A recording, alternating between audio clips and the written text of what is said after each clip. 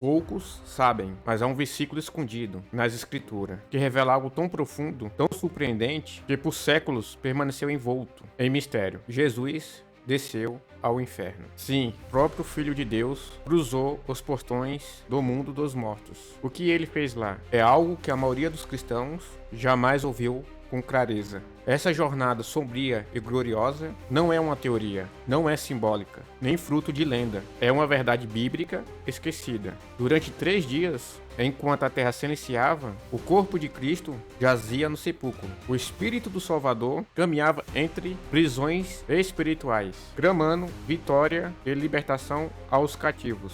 Vou te levar por uma trilha nunca antes explorada, com tamanha intensidade. O véu foi rasgado, as profundezas estremeceram, e o inferno ouviu a voz do rei. Antes que entendemos o que Jesus fez no abismo, precisamos compreender porque ele teve que ir até lá, o que havia entre a cruz e a ressurreição. Tudo começa naquele momento em que o céu escurece e a terra treme. Jesus, exausto pela dor, pelo peso, pelo pecado da humanidade, ergue a sua voz e declara: Pai, nas tuas mãos entrego o meu espírito. Lucas 23:46.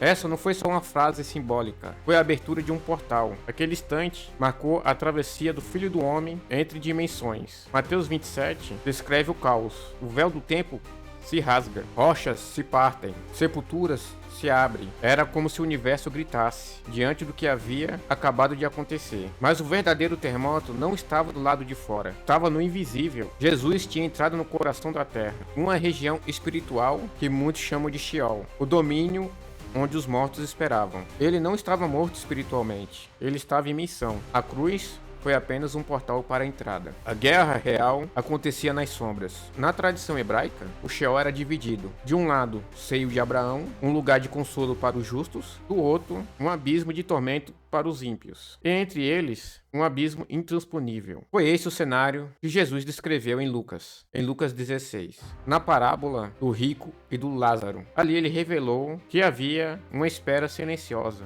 entre os que creram antes da cruz. Moisés, Elias, Davi e Abraão, todos estavam ali, vivos em espírito, mas ainda sem acesso ao trono de Deus. Por quê? Porque o sacrifício perfeito ainda não havia sido feito. Jesus não desce ali para descansar. Ele desceu ali para proclamar. Desceu como rei, como redentor, como aquele que carrega o sangue que libertaria os cativos. Os demônios não esperavam por isso, nem os anjos caídos que estavam presos desde os tempos de Noé, mas naquele sábado silencioso na terra, o mundo espiritual estava em convulsão. Enquanto os discípulos choravam e o mundo acreditava que tudo havia acabado, Jesus descia cada degrau do mundo invisível com autoridade absoluta. Ele não foi arrastado para lá, ele entrou como que tem a chave. Por quê? Como ele mesmo disse em João 10:18: ninguém tira minha vida, eu a dou. A entrega na cruz não foi uma derrota, foi o início de uma operação cósmica de resgate. No exato momento que o corpo de Jesus era envolvido de linho estelado no sepulcro, seu espírito adentrava no domínio das sombras. E ali, entre os justos em espera e os condenados em tormento, algo inédito aconteceu. O próprio Deus, feito homem, andava pelo Sheol. Os patriarcas, os profetas, os mártires da fé, todos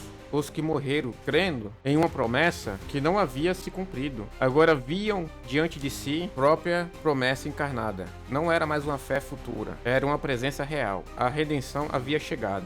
Seu destino final, naquele submundo, era mais profundo, porque ainda existia uma região mais densa, mais sombria, habitada não por homens, mas por espíritos aprisionados, desde os tempos antigos. Seres, como descreve Judas, versículo 6. Deixaram sua habitação original e foram lançados em prisões eternas. 1 Pedro 3,19, a Bíblia declara: Jesus pregou a esses espíritos em prisão. Mas o termo pregou ali não significa anunciar salvação. A palavra no grego é kleros, que significa proclamar, anunciar vitória, fazer um decreto real. Jesus não foi oferecer redenção àqueles anjos caídos, foi anunciar que a cruz havia vencido, que a serpente do Éden foi esmagada, que a rebelião tinha sido derrotada. Os que tentaram corromper o plano divino agora ouviam o próprio Messias, que o plano havia sido consumado. Não havia mais dúvida. A autoridade suprema estava com ele. Proclamação nas trevas não foi uma curiosidade teológica, foi uma etapa decisiva de uma guerra espiritual que começou antes da criação do mundo. O inferno havia se calado por séculos,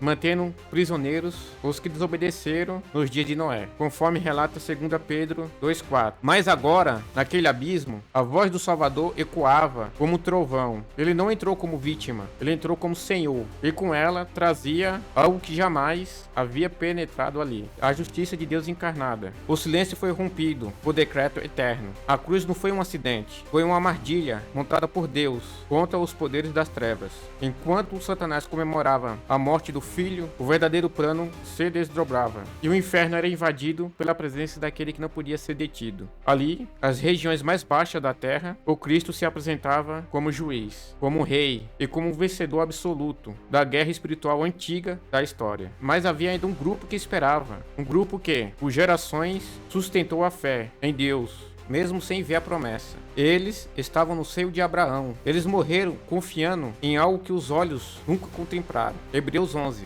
descreve esses homens e mulheres como gigantes da fé, que guardavam uma cidade cujo arquiteto e construtor é Deus. E agora, diante deles, estava o construtor, o libertador, o caminho, a verdade, a vida. O véu havia rasgado, e com as chaves em mãos, Jesus se aproximava da porta daquele lugar. Era chegada a hora do grande êxodo espiritual. Aquele que venceu a morte não apenas tomaria o trono, mas conduziria consigo os libertos. Subindo ao alto, levou cativo a cativeiro. Escreveu Paulo em Efésios 4. Esse movimento invisível foi um cortejo triunfal. O verdadeiro êxodo, não mais saindo do Egito, mas saindo das profundezas da terra. Abraão, Davi, Elias, todos agora caminhavam para a eternidade com o Salvador à sua frente. O impacto dessa libertação não ficou apenas no invisível. Mateus 27, do 52 ao 53, existe algo espantoso. Os sepulcros se abriram e muitos corpos de santos que dormiam ressuscitaram e, saindo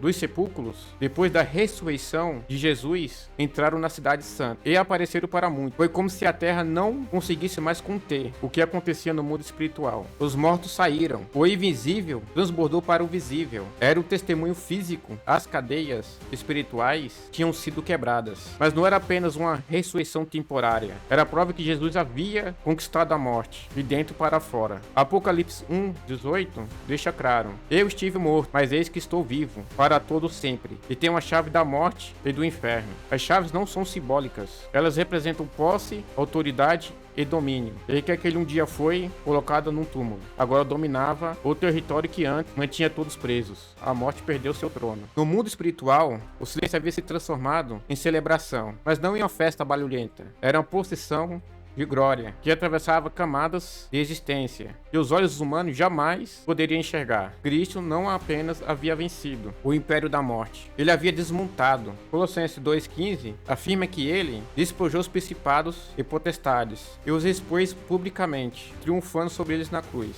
A morte, até então invicta, havia encontrado seu fim. O trono que sustentava o medo, culpa e a condenação foi removida. E Jesus, com as chaves em mãos, se erguia como Senhor da vida. Aquilo por século escravizou a humanidade. Agora se curvava diante do rei. O inferno não pode mais impedi-lo. A morte não pode retê-lo. O tempo não pode pagar a vitória. Se concretiza. O Cristo ressurreto não era mais o mesmo homem, ferido da cruz. Agora ele era a autoridade suprema entre os vivos e os mortos. A jornada ainda, no entanto, não havia terminado. Com os justos libertos, com os poderes do inferno despojados, com as chaves do destino eterno em suas mãos, Jesus agora se preparava para o último ato de operação celestial: subir aos santos dos santos celestial e apresentar diante do trono de Deus o sangue eterno da redenção. Em Hebreus 9:12 declara: entro uma vez por todo no lugar santíssimo, não com sangues de bodes e de novilhos, mas com meu próprio sangue, tendo obtido eterna redenção. Esse momento foi invisível para os homens. Não houve trombetas,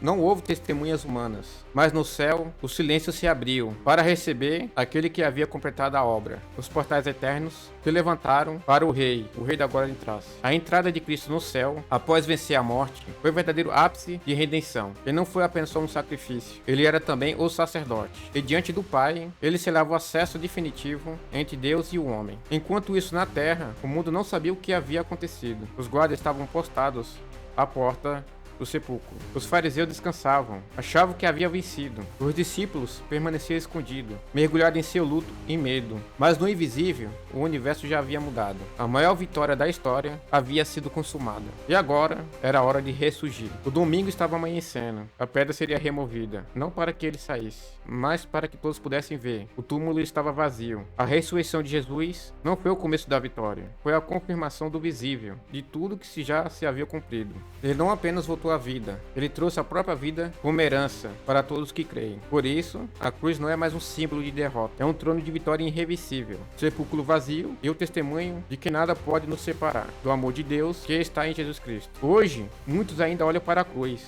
como um emblema de sofrimento, celebram a ressurreição sem compreender o que aconteceu no último suspiro e amanhã do terceiro dia. Mas para quem tem olhos espirituais para ver, entende, a jornada de Cristo até as partes mais baixas da terra não foi um detalhe doutrinário, foi o coração de um plano eterno. Ele não apenas morreu por você, ele desceu às profundezas por amor a você, caminhou entre os mortos, confrontou os poderes do inferno, proclamou vitória sobre as trevas, libertou os que estavam presos pela espera. Ele tomou as chaves que nunca devia ter saído das mãos de Deus. Ele reverteu o curso da humanidade. E ao subir ao céu, não subiu sozinho. Levou contigo uma multidão de libertos. O paraíso não está mais em um limbo, agora está com ele e todos aqueles que creem. Ao fechar os olhos nesse mundo, abre os olhos diretamente na presença do Salvador. A morte perdeu, a vida venceu. Agora, a escolha é sua, porque essa vitória que Jesus conquistou não foi simbólica e nem restrita ao passado. Ela ecoa até hoje. A cruz foi uma ponte entre o céu e a terra. O abismo foi vencido. O véu foi retirado. E a condenação que antes que nos esperava foi lançada no esquecimento. Não há mais dívida, não há mais separação. Mas isso só se torna real para quem aceitar, para quem crê, para quem se entrega. Por isso, ao ouvir essa mensagem, sentiu algo queimando dentro de você, saiba que não é uma emoção, é o Espírito de Deus chamando de volta. Talvez você esteja afastado, talvez você nunca tenha se entregado de verdade, ou talvez já conheça essa história, mas hoje ela tocou mais fundo. Então declara agora mesmo: eu aceito o Senhor Jesus como meu único e suficiente Salvador. Ou escreva nos comentários amém, para que essa mensagem alcance outros corações, porque a jornada continua e a maior luz que brilhou nas trevas ainda brilha através de você.